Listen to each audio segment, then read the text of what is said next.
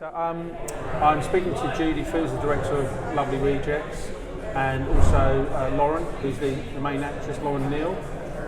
Welcome to London. Congratulations. Thank you. Thanks for having us. That's all right. You're welcome. Thanks for having us. A synopsis. Who wants to? We introduce yourselves first, and then if one of you could give us a brief synopsis of the film, we can go from there. I'm Judy Fu. I wrote and directed the film. Don't worry about the background noise; it will all be cut out, but you won't. Okay. Sure. Okay. But yeah, I wrote and directed the film. It's a film called The Lovely Rejects. Lauren Neal stars in it.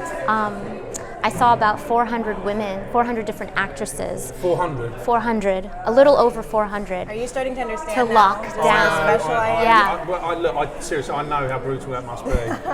It's brutal. It took a long time to find her, and then I was found always her. there. So did you actually physically see 400? I did. Oh my God, right, okay. It was exhausting. Yeah. So was there, I'm sure she doesn't mind me asking this question, were there any that came close but it just wasn't quite the gig, as it were? There were a couple who came really close, and I think it ultimately felt really close and felt like I could make it feel right. But then she came along, and she kept nagging at me in terms of what she did in the audition. Yeah.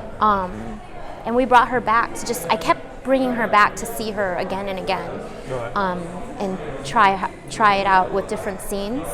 And she just felt right. So yeah, it was easy once I met her. And what is the story? Right, yeah, why don't you introduce yourself and share the synopsis? You're doing a much better job No. than me. I'm Lauren Neal, and I'm in this movie. The Lovely Rejects is, Judy's dubbed it a crime love story, right?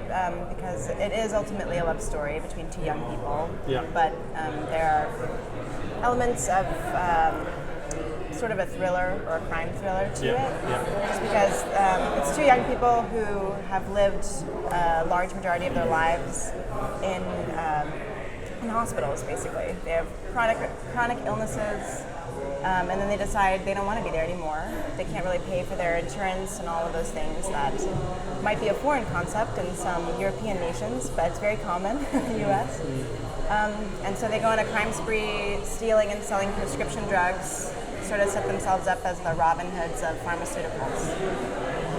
So how did this, where did this idea germinate from? How did it all come about? Because I'm assuming, I'll be honest, I didn't look, often I do look at bios, but I didn't look at your background on this occasion. I know what the film's about, but what's your background to filmmaking, and how did you come up with the idea, or where did you get involved? I first started as a journalist. Yeah. I went to college on a full journalism scholarship and was really, really interested in just pursuing the truth and sharing it with the world. No fake news? No fake news. That's not my thing. And I think, in doing that, I became aggressively like a political, cultural truth seeker. And then I left journalism, became an artist, explored that for a little bit in San Francisco. Just really felt like I wanted to do something in storytelling. I wanted to tell stories, and I wanted to be a part of image making. So when you became an artist, that's a bit of a stupid question because I know you're now a filmmaker, but did you enjoy it, or did you enjoy it but not enough? Exactly. Right, okay. I enjoyed it for a time being, and then I was quickly losing interest in, say, painting. I started off as a painting, so two-dimensional image maker. And I hated watching paint dry. I hated waiting for paint to dry or get to a certain point before I could touch it again. Just that process, it wasn't the right process for me in terms of creating an image that was evocative for an audience or something like that. Right. And I started to just explore different avenues of expression and so on, and discovered filmmaking and thought that this is it? This is it, yeah. So in terms of projects, what sort of number were you involved in before you came up with this, or got to this? I made a few short films. Yeah. A couple that I was not a writer for, and then a couple that I was forced to be the writer for. I moved to Los Angeles to go to grad school at UCLA to get a film degree. And so I created a lot of shorts for film school. And then I got to this point where I was like, I'm kind of ready to explore a larger form story and something that's not restricted by a short length. So I forced myself to write this script. It took really long. It was painful. Oh yeah, I'd don't like it. Yeah, it's really tough. Not a writer. No, is there any sort of personal, without going into too much detail, is there any personal sort of edge to this? Is it literally just from your imagination? It's not literally from my imagination, but it inspired my imagination from various personal experiences. Yeah. That's for sure. Yeah. In my youth, I had a lot of similar experiences to Lauren's character in the movie. Right. And from there, I just expanded it right. and wanted to explore. You know, the film, the way I approached the film, like the making of the film, I wanted it to feel like it, as an audience member, you were watching a fever dream unfold. I wanted to feel a bit surreal and feel a bit like you were watching your memories swim in front of you, and you know, trying to understand your memories in a way. Yeah. And definitely like memories of a past that was traumatic and difficult and challenging, but also filled with adventure and love and just like an overwhelming sensation of feeling that you can't necessarily control, but you want to. That, I think, was a feeling that helped germinate this whole filmmaking, for me at least. Okay. And with you, Lauren, when you get the call, okay, we want you, I mean, I don't know how it's done, but come in and see us, you know, do an audition. How do you prepare for that? Is it always the same preparation, or is it? I'm sort of saying this badly. Do you have any? Are you sent any lines before you get it, or is it you won't know what those lines are until you get there on the day? You usually get sides for your initial audition. So right. It was the case for this particular audition. I remember it because it was. It was brutal. Not so much, but in September is when I had my initial audition. Yeah. And then I remember I went and had this crazy weekend in Vegas. And then on my last day of being in Las Vegas, I found out I got called back, at which point I was actually sent the whole script. Right. Right, so for the most part, you go when you just have a couple of pages and you take a stab at it, right? If you're not sure what the whole story is, you just have an idea, you try to execute that scene as best you can. And I read the whole script, and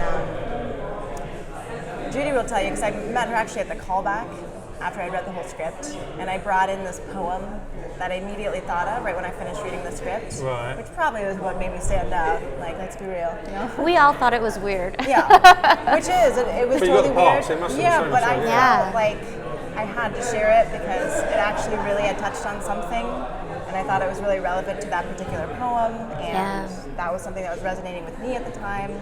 And so I brought in this poem, like handed it to everybody, and then did my scenes the same as I would otherwise. But that was just my way of saying I read your script, I actually read it, and I did connect with certain elements, and I've thought about it, and I keep thinking about it, and I can't stop thinking about it.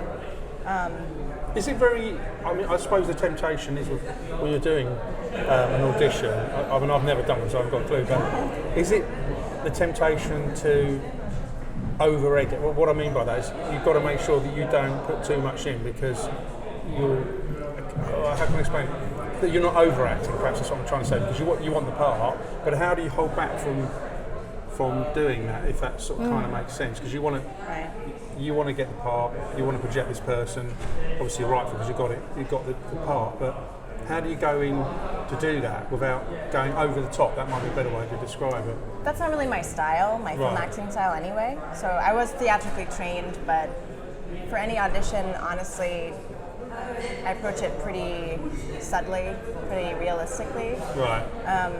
And so actually one of my greater challenges is for things that are not stylistically like that to sort of rise to that occasion. As best you can, I think you look at the text, the scene, or the whole script if you have it, and try to get an actual idea of what it's going to look like, how the acting will best illuminate the story.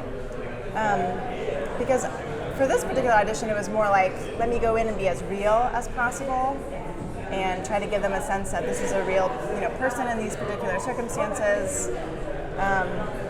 So honestly, probably you had more people overact than who came in and actually... Yeah, because I imagine that's always a temptation, and that's how you're going to cock up, isn't it?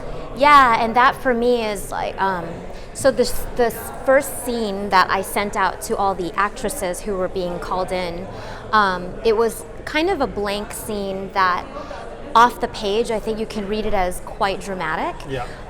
But the way I saw it was very subtle.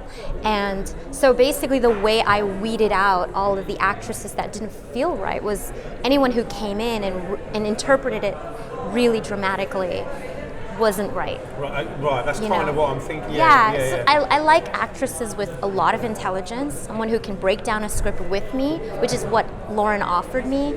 It was great because she's super smart, a little too smart. But that's really annoying. It's really annoying. I'm not an annoying actor though. Which is, I guess, better. My intelligence makes it so that I can like go off on my own, and I understand how the film apparatus as a whole works. So I'm not like I don't know how big the frame is or things like that. So she was great because she came with questions and like the questions she had that she asked in order to more deeply understand the character. I felt like, oh, I would want to work with this girl. I want to have conversations with her. I want to redevelop the character because you just came with really cool ideas. I thought the poem was really effective for me. That's casting directors. It was so smart. It's not a good thing to do if you don't mean it though. I've never done it since. No, you've got to do it because you're sincere. I understand, yeah. Well, because it was different. I usually for auditions I don't get the whole script ahead of time, especially for TV and stuff. You don't really know.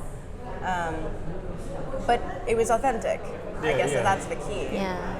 It's actually something I thought about in relationship to the character and to the script. So I don't recommend that, is what I'm saying. I don't just bring in poems or whatever. My casting directors were very against it. I had 2 casting directors who were amazing, but they were just like, that was a weird move. That's not a move that's recommended in the industry. But that immediately made me like, it made you linger in my mind, and I read the poem a million times because it was a subtle poem and it had a lot of lyrical layers to it that I felt like I really connected with, but I wasn't quite sure the resonance that it had necessarily with the script, like right off the bat. So it just stuck with me. I thought it was really effective. And I know Carl is obviously the other lead. Do you have, at any point during these initial auditions, is Carl available? Do you have someone in Carl's shoes? Because you've got to make sure there's chemistry, of course. Yeah. So at what point do you hone it right down and then he's introduced? How does that kind of work? Yeah, well, and also, did you have the same amount? Did you have to have the same I didn't have the same amount. I saw about like a little less than half the amount of women I saw. But it was all about the 2 of them and their chemistry. And we actually found Kyle first. I booked Kyle first, and then it became like trying to pair women up with him. That felt right, but also I was also prepared to let Kyle go if it didn't match. I was always prepared to. I just needed it to feel right. So I always had like backups, but Kyle felt just perfect, honestly. And he has a subtlety with his performances that I thought just was really natural for the part. So at the end of the day, I ended up, I think I did 2 callbacks, right, with you and Kyle. And then we had a chemistry read. Oh yeah. Right. So okay. In September we had the callback, and then October we had a chemistry read. We're on a Saturday. We got together and I read with Kyle. Yeah. And I forced them to get intimate right away, just to see what it would look like and see how comfortable they got. That's the thing, isn't it? It's got to work. It can't feel. Bloody nightmare if you got together. You've got the right actor and actress. And this isn't quick. They don't seem like they love each other at all. So it's fine, you don't have to, but I'm great friends with Kyle. We had lots of fun. I actually like him as a person, so that's helpful. He's a wonderful human. And they just got along really well in the room, and that's just when everything really clicked, and it just, from there on, we were like, and what's the process? So you've got everyone in place with the bits and pieces, the cast and crew. How long did the shoot last, and did you and was it all done in real places? Were any sets that you had to use? How did that all kind of work? It was a combination of both. We used we built a couple of sets. We used a few real locations. We cheated a few locations for certain things. But the budget restricted a lot of what we were able to do production-wise. But yeah, what was your question again? How long was the shoot? Oh, the shoot took a long time. I think the primary production period was like 20 days? 21. And then I added a couple of reshoots and a couple of pickup days like throughout the next year as I was editing the film with my editor. Yeah, we did a lot of post work.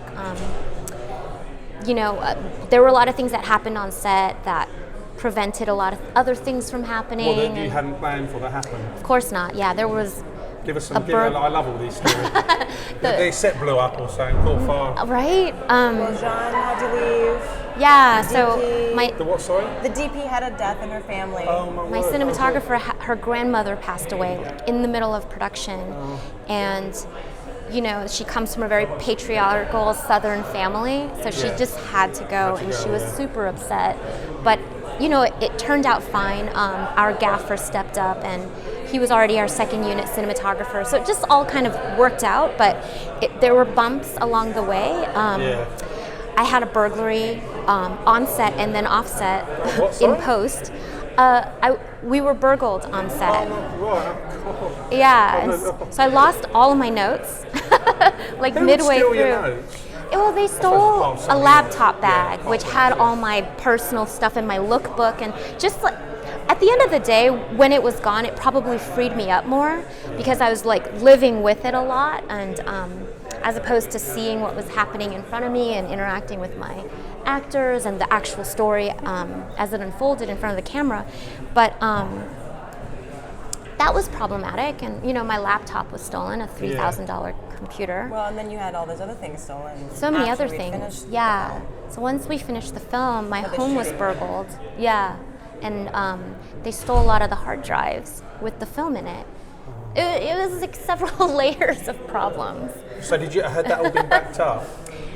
I was lucky that I had a sound designer who had backed it up for me, and then I had a colorist who had a backup copy, and my editor lived in New York, so he had a copy, but he was in New York, so a lot of shipping things to me for me to regroup. If you hadn't had backup, that's the thing. Oh my God. Well, there were some things, some work that he had done, my editor had done, that unfortunately the backups were all stolen. I had all the backups for the newer work, and I did not find the time yet to back it up and send it off to someone else's home or get it in a vault somewhere. So I had probably lost like 2 months of work. So then it took me probably another 2 months to recoup everything and money, and I was also self-financing the film partially. So a lot of stop and goes with this one. So what was the whole process from the first day of shoot to right at the end, with all these trials and tribulations that you went through? Yeah. Doing the post and getting over the burglaries and the death of that poor DOP's grandmother. Yeah. How long did that all start to finish? What was the timeline? I would say 5 years. 5 years? 5 full years. If you I say I auditioned for the film in September. September 2011. Oh my God. So see this face? Yeah. That's young and fresh. I look like a child. You look better now. Okay. You're much better now. Thank you. Not that you're ugly or anything there. Yeah. Yeah. Yeah. So are you happy? Cause it's always easy to self-critique when you see something. Yeah. Are you pretty much happy with what you ended up with? Or do you look at it and go, what if I'd have adjusted this or done this? Or I think because it was a 5-year journey, I definitely went through that for a long time. For the longest time, the best analogy that I could come up with for this film was that at the time that I conceived of the film, I really wanted to have the film like a child. I chose to have a child. I planned for the child. The child showed up, was a horrible kid. I hated the kid. He hated me. And then after some time, like 18 years later, the kid's off and out of my house now, and I just have to accept who he is or who he or she became. I have an analogy where this is like a kid that I planned for, and then the kid showed up, and it turns out I didn't like the kid at all, or the kid wasn't very good to me. But here we are. And I'm guessing this project is not in the background now, of course it is, but I assume you've moved on to other projects. You must have both been working, because it was 5 years ago, it's a long time. So can you give us a brief idea of what you've both been doing, I don't know, since you released this, really? Right. Or even after the making of it? Yeah. Sure. I'm doing some producing. So my partner is a producer and actor, and I've been working on producing a new series, a comedy series of hers. I audition pretty regularly for TV and film, so just waiting for that big call, my big NCIS break. and... Oh yeah, I auditioned for ABC, the CW, different things like that, so I feel like it's just a matter of time before something connects. Have you come close? I don't know if you even come close, if they even tell you if you've come close. It might be worse to hear that you've come close, I don't know. It's hard to know that. I mean, if you get called back or something, sure. I mean, I did book a pilot for Fox. That seems like a really long time ago, but this was a long time ago. I did a pilot for Fox that had Emma Roberts in it, and that was in 2013, and that didn't get picked up. I did an MTV show last year, like a sketch show. I wrote my first screenplay last year, so a lot of things in different aspects of the industry, but primarily still acting is my big thing. Yeah. So yeah, just moving on to different auditions and trying to find new projects that, warrant a poem brought to a callback. I just haven't found something that beautiful yet, so. Man, mine was special. Thank you. I've never brought a poem since. I know move. I know a woman that went for a job for a big PR company in London, and the way she got it is similar to yours in a way. She actually wrote them and sent them out a letter by post, and in it she put a bag of Haribo. A bag of what? Haribo sweets. She got the job. Brilliant. And they said because she was completely different. She was as qualified and as good as everyone else, but that stood out. Yeah. People remember. I'm not saying she sent sweets to anyone, but right. It's a kind of similar thing in that you've done something a little bit different. I know, and obviously you were sincere, but it just shows you just don't know, do you? Right. People remember things, don't they? Well, I've done some casting too. Like we were working on casting some stuff for that series I'm producing, and it's fun to watch other people's auditions because you do know sometimes when someone has taken a lot of time with the script and they really thought about it, and even if they're not quite right as far as their ideas, they've taken a lot of time, they've invested something in trying to make that particular character come to life. And so I do see, I wasn't thinking about that when I brought the poem, It just actually hit me that way, but once again I think it was because it was an authentic gesture that it actually worked in my favor. And what about you? What are you working on? Well, my primary, the art form that I'm primarily working in is as a cinematographer. So I work professionally as a cinematographer in Los Angeles, and I travel a lot to shoot. That's what, when I went to film school, I did 2 MFAs. One was in directing and one was in cinematography. And I think both they're just really complement one another. Yeah, because you've got to have the eye, haven't you? That's the thing, isn't it? And I feel like I can understand a director, what they're struggling to say or struggling to envision, because I've directed as well. I can be their best friend.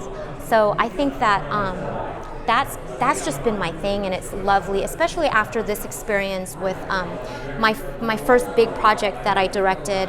I went through so many hoops and small mini battles that, as a cinematographer, the life that I dedicate to another person's project, it's just, the rotation is great.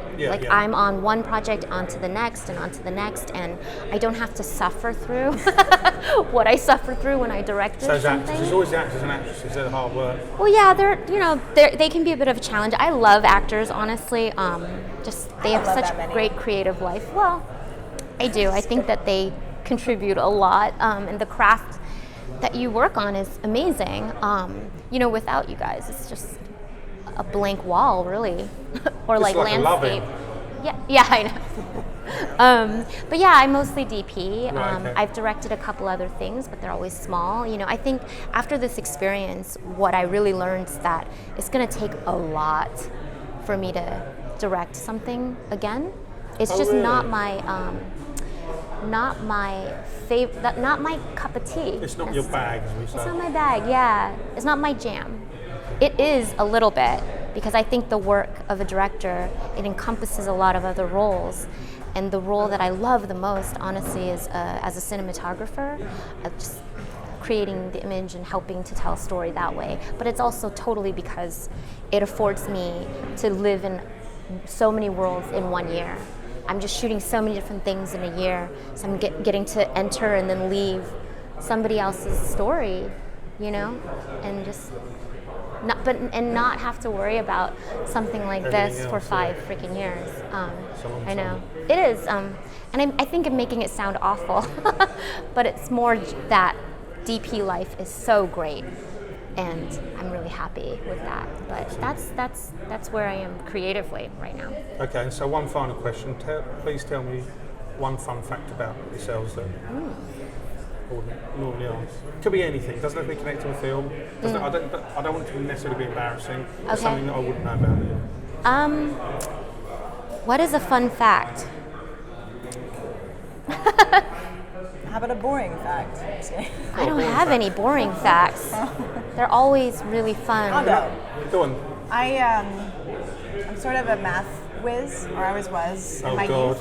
And I play poker. Oh, right. So I play home games and things like that. My dream, actually, is to find, if anyone's out there, is to find a mentor, you know, a poker mentor who can actually train me to be an amateur and then eventually move up the ranks. The problem with that is, of course, having a bankroll. But yeah, I play poker. That's a cool fact. I sort of study it on the cards? side. No. I mean, that's actually for blackjack primarily. Oh, is it? Sorry. And it's harder to do. I don't play cards, you can tell. Yeah. Because they don't, there's very few tables that do single deck blackjack now. It's usually like 2, 4, 8 decks. And then I suppose they're shuffling all the time anyway. Right, so it's a little bit of a different process if it's not a single deck that you're playing with, right? Obviously, when it's a single deck, you've seen all the cards that have gone by, just memorizing sort of what's come and what's gone. But yeah, I love to gamble. Let's put it that way. God, Horse I did not know racing. this. No. You haven't known? That's a cool fact. We go to Santa Anita to gamble. I guess Vegas, I knew that. I always thought it Mambo. was just for fun and I wasn't like really it. with the intention of gambling. I can see the attraction, but it's never really floated my boat. Me too. But I can totally understand what people do. Right. I hate it. I mean, it is dangerous, gambling. but I think because it is a mathematical thing, Yeah. there's acting element to it, Yeah. and the performance of how to trick people and how to make them think you're, you know, on one plane or one level when you're. I mean, I watched the whole World Series of Poker, like hours and hours and hours of poker. Wow, you must be riveting fun. Yeah, I can party too. Now you're going to walk away from here and think, shit, I wish I'd told Steve that. So don't worry. I know. But that doesn't matter if you can't think of anything. I think the most interesting fact about me is that I was originally born in Southeast Boston, Right. where I developed this crazy intense accent, like a Southie Boston accent. And then when I was 9, I moved to California. And when I was enrolled in schools, my California elementary school teachers just couldn't understand me. Oh, really? Yeah. They couldn't They couldn't pick up the as in literally. It was too difficult. And, you know, and when I would read in class, you know, I would read with this accent, and they would just assume that I didn't. Because the accent's know gone how to now. read. It's gone now. Can you still do the accent? I don't think I can. Okay. I think if I I'm don't- really I'm drunk, not gonna put you on the maybe. spot. Yeah. But basically, what ended up happening was they put me in 2 years of speech therapy to get rid of it. Right. So now Well, no I wonder speak you don't have it perfect now. English. You can't do it now. Yeah, I It's been can't. beaten out of you. It's been basically. beaten out of me. It's been institutionally beaten out of me, and now I speak English with a perfect pronunciation. Because you do sound like West Coast to me. I am. Yeah, kind I've of lived West in the Coast. West Coast. I can most tell of the my New life. York accent. That's really quite obvious. Really? And South, yeah, I think so. It's quite strong. I mean, when I say New York, like when I hear them talking fast and Yeah, I can yeah, pick it up yeah. and you can tell, often tell from New York. Yeah. And California's quite Slow and Midwest. I can sort of tell it. Anyway, I'm going off piece. Thank you very much. Thank you. Thank you so Appreciate much. your time. Thank you. Well done. Brilliant interview.